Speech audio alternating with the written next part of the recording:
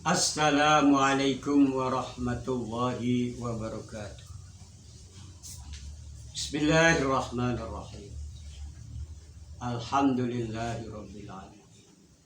Assalatu wassalamu ala asyrafil mursalin wa ala alihi washabbihi ajmain, amma ba'd.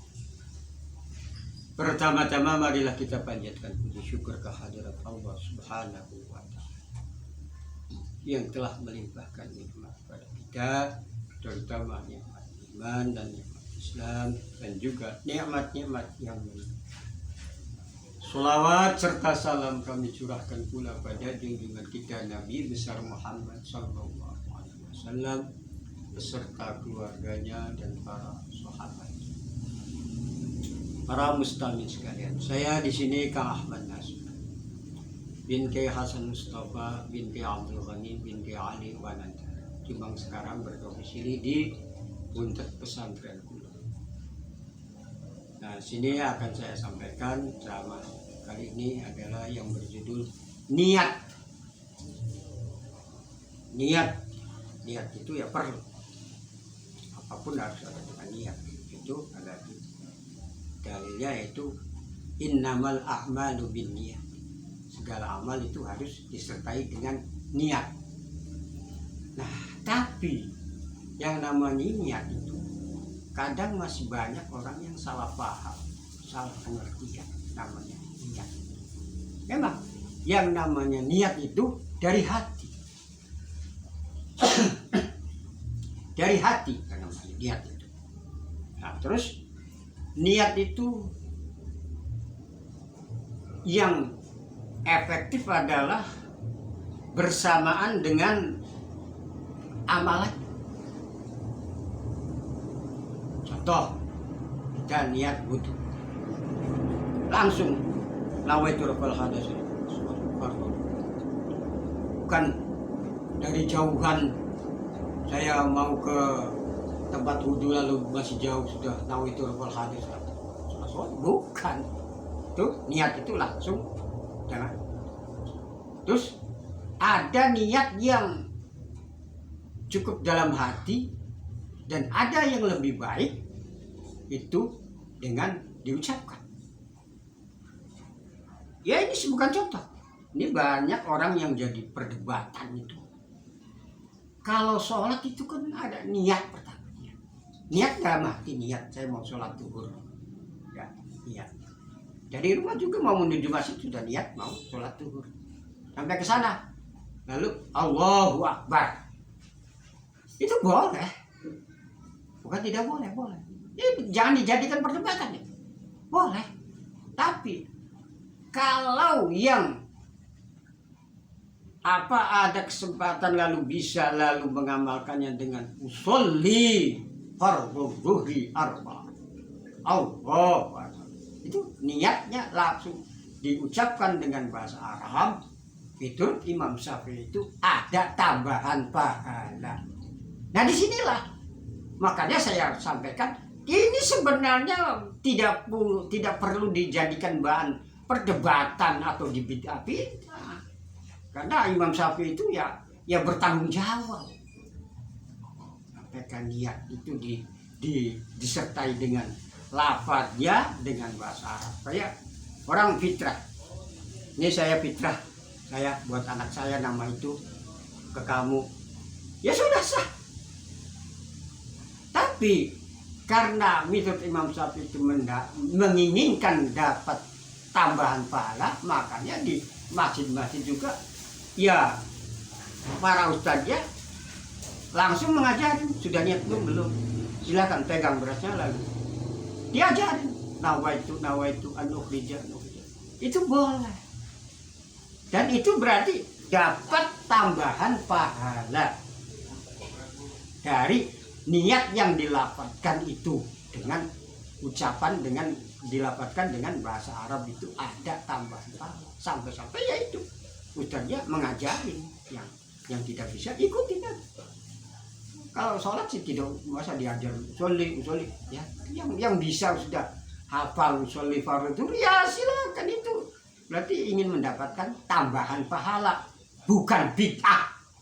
tapi ingin mendapat tambahan pahala dari orang yang niatnya dilafazkan. Begitu juga niat puasa. Niat puasa itu boleh. Ini puasa wajib, terutama Ramadan, asal sesudah sholat isya. Yang lebih baik emang sudah dekat habis sahur emang, tapi asal sesudah sholat isya boleh. Nawaitu saubahodin yang itu boleh, ingin mendapatkan tambahan pahala.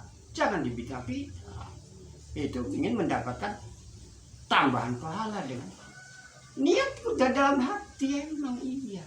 Tapi kalau untuk orang awam itu diajarin begitu, itu saya sampaikan bahwa itu Imam Syafi'i ingin mendapat tambahan pahala.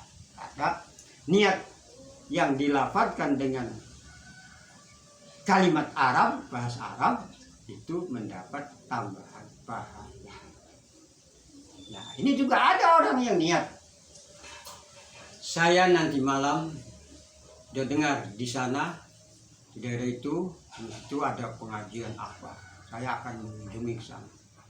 Itu udah niat, boleh diucapkan, saya nanti malam akan sana, boleh. Dalam hati udah niat. Nah, tapi waktunya ke sana itu kadang ada halangan. Kalau hujan besar, ada atau sakit, atau apa, ada halangan yang tidak bisa ke sana. Itu yang yang disebut niatnya sudah dapat pahala tuh begitu. Bukan yang niat tapi tidak ada halangan apa-apa lalu malas tidak berangkat, sudah niat sudah dapat pahala niat, bukan itu. Yang dimaksud dapat pahala niat itu ya memang udah niat lalu tidak berangkatnya ada halangan, tidak bisa ke sana. Itu namanya yang sudah mendapatkan pahala niat. Kalau coba niatnya tapi tidak ada halangan dan tidak berangkat, ya itu sih tidak dapat pahala niat, tidak. Jadi niat itu semuanya apa? Ada yang dikatakannya doa, bukan kalau yang wudhu, sholat itu niat. Begitu juga yang mandi janabah itu bukan doa, itu niat. Nah, itu lebih baik disebutkan dengan kalimat Arab. Semua niat itu apa saja diniatin yang baik-baik, lalu dipraktekannya bersamaan, lalu dengan disertai kalimat dengan bahasa Arab, itulah berarti kita mendapat tambahan pahala niat. Azannya, waktunya, azannya masuk. Jadi gimana ya? Sedikit lagi. Jadi niat itu perlu dan niat itu jangan diperdebatkan.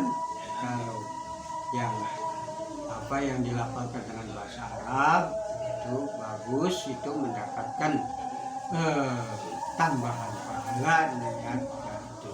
Jadi semua apapun diniatin yang baik-baik, yang bagus, bukan niat kita yang mau maksiat itu niat terus bagus, bukan. Kalau niat mau ibadah yang berpahala ini yang harus disertai niat tuh. Kalau yang bermaksiat ya tidak perlu disertai niat.